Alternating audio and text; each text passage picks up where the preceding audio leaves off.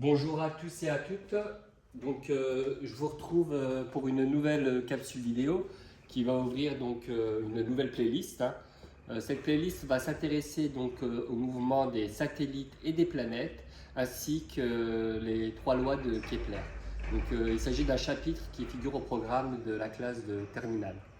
Alors l'objectif de cette première capsule vidéo va être d'établir une expression vectorielle, l'expression vectorielle de l'accélération que subit une planète qui possède un mouvement circulaire, d'accord? Un mouvement circulaire qui est dû à la force d'attraction gravitationnelle, hein, à la force d'attraction gravitationnelle exercée par un astre attracteur de masse grand M, justement sur la planète notée P, et qui sera de masse petit m. Et aussi, vous pouvez constater que sur le schéma que vous avez au tableau, la trajectoire circulaire de la planète P est représentée, ainsi que le rayon petit r de cette trajectoire circulaire. De plus, il a été ajouté en bleu le repère de Fresnel, repère de Fresnel qui est constitué d'un vecteur unitaire UN, qui est selon la normale, hein, vecteur unitaire centripète, donc en bleu, le voici.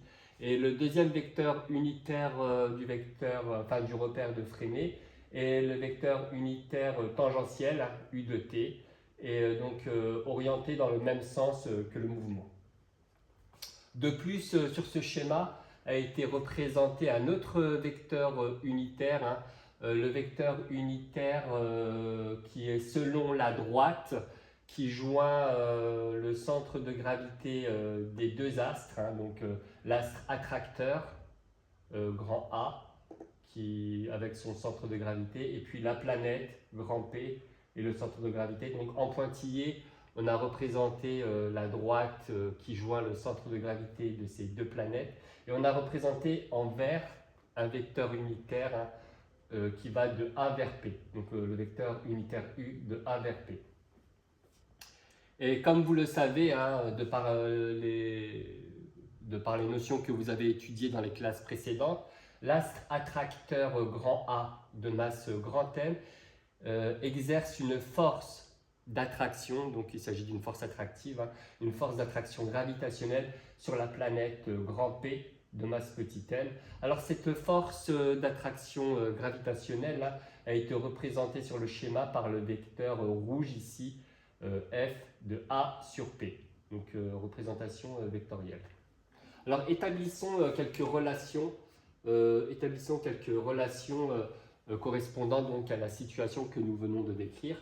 Alors première relation qu'on peut écrire, il peut être intéressant d'écrire l'expression vectorielle de la force d'attraction gravitationnelle exercée par l'astre attracteur grand A sur la planète grand P. Donc j'écris l'expression qui fait intervenir au numérateur la constante universelle de la gravitation, qui est une donnée qui figure dans les énoncés d'exercice, multiplié par, il faut faire intervenir au numérateur les masses des deux astres qui sont mis en jeu lors de cette attraction gravitationnelle. La masse de la planète est notée petit m, donc fois petit m, multiplié par la masse de l'astre attracteur qui est noté grand M dans ce sujet-là, divisé par le carré, il y a la distance qui intervient aussi, hein, la distance qui sépare le centre de gravité des deux astres. Cette distance correspond au rayon du cercle, hein, petit r. La distance intervient au carré, hein.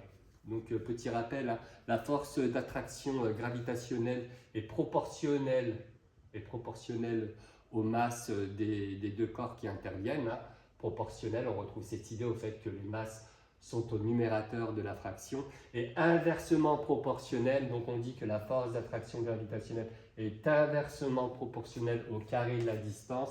Cette notion d'inversement proportionnel se retrouve dans l'idée que r au carré est au dénominateur.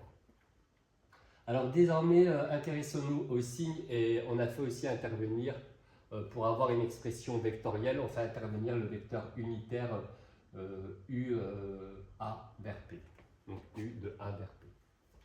Alors on constate que la force d'attraction gravitationnelle qui est en rouge sur le schéma, la force d'attraction gravitationnelle de A sur P, est de sens opposé, on le voit très bien, que c'est de sens opposé par rapport au vecteur unitaire qui a été défini, le vecteur unitaire U de A vers P. Donc on va mettre un signe moins ici. Donc voici une première expression vectorielle de la force d'attraction gravitationnelle exercée par l'astre attracteur grand A sur la planète P, faisant intervenir le vecteur unitaire U de A vers P. Mais lors de ce chapitre, il va être surtout intéressant d'obtenir une expression de cette même force d'attraction gravitationnelle, mais en faisant intervenir cette fois-ci le vecteur unitaire du repère de Freinet, le vecteur unitaire normal, qui est selon la normale, le vecteur unitaire U de n, qui est représenté ici en bleu.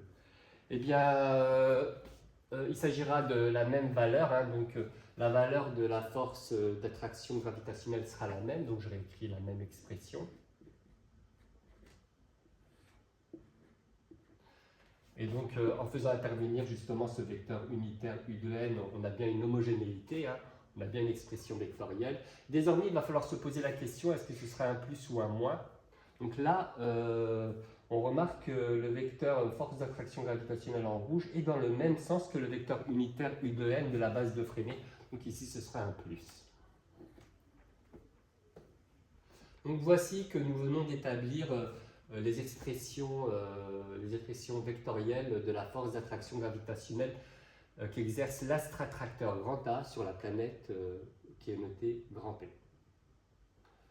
Alors voyons voir, donc on sait très bien que lorsqu'on souhaite obtenir une expression vectorielle de l'accélération d'un objet, il est très intéressant de passer par la deuxième loi de Newton, car la deuxième loi de Newton fait intervenir justement le vecteur accélération. Donc pour pouvoir utiliser la deuxième loi de Newton, il faut s'assurer que le système étudié se situe bien, enfin qu'on étudie bien le système dans un référentiel spécifique, dans un référentiel galiléen. Alors voyons ça de plus près. Quel est le système étudié? En fait, dans toute cette situation, on s'intéresse à la planète, et plus particulièrement à la force que subit la planète. Donc le système étudié dans ce sujet-là, c'est la planète grand P. Donc il faut vraiment se poser la question car il y a deux éléments qui interviennent. Donc il est très important de bien définir le système. Donc je répète, le système étudié dans cette situation-là, c'est la planète grand P de masse petit m. Ensuite, pour pouvoir utiliser correctement la deuxième loi de Newton, il faut préciser que la masse du système étudié, donc la masse de la planète, est une constante. Oui, donc on prendra cette hypothèse que la masse de la planète ne varie pas. Comme ça, on pourra utiliser la deuxième loi de Newton. Autre précaution à prendre avant d'utiliser la deuxième loi de Newton, c'est de s'assurer que nous nous trouvons bien dans un référentiel galiléen. Alors, quel est le référentiel d'étude? Eh bien, le référentiel d'étude, le mouvement de la planète est étudié par rapport au centre de l'astre attracteur. Donc, le repère en question, c'est le repère qui est lié donc au centre de l'astre attracteur. Alors, admettons que l'astre attracteur, ça aurait été par exemple le Soleil. Si l'astre attracteur avait été le Soleil, on se serait situé dans un repère qu'on connaît, qui correspond au centre du Soleil et qui a les axes dirigés vers 3 étoiles lointaines. Et le référentiel qui a pour origine le centre du Soleil s'appelle le référentiel héliocentrique. Mais là, l'astre attracteur n'est pas forcément le Soleil, donc on va quand même donner un nom au référentiel qui est lié au centre de l'astre attracteur. On va parler de référentiel astrocentrique. Donc un référentiel astrocentrique.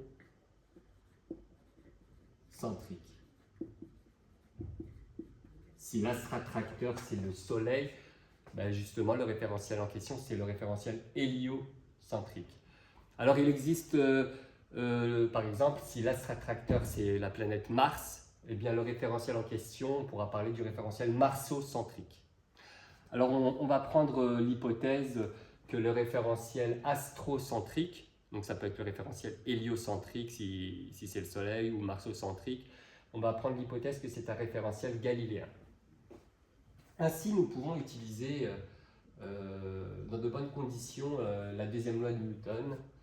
Et nous allons exprimer justement cette deuxième loi de Newton dans le repère de Freinet, en bleu. Alors, voici ce que dit la deuxième loi de Newton. La deuxième loi de Newton indique que l'ensemble, si on additionne toutes les forces extérieures que subit un système, donc ici le système c'est la planète, eh bien ça va être égal à la masse du système, donc la masse du système, donc petit m, multiplié par le vecteur accélération que subit donc le système, donc la planète. Alors écrivons cela dans le repère de Freinet. Donc il s'agira de prendre l'expression des forces, l'expression vectorielle des forces, dans le repère de Freinet. Alors dans toute cette étude, dans toutes ces études qui ont lieu en classe de terminale par rapport au mouvement des planètes, on fera l'hypothèse que la seule force prédominante, c'est la force d'attraction gravitationnelle qu'exerce l'astre attracteur. Donc la somme des forces extérieures se limite à la seule force d'attraction gravitationnelle exercée par l'astre attracteur. Donc nous pouvons noter ici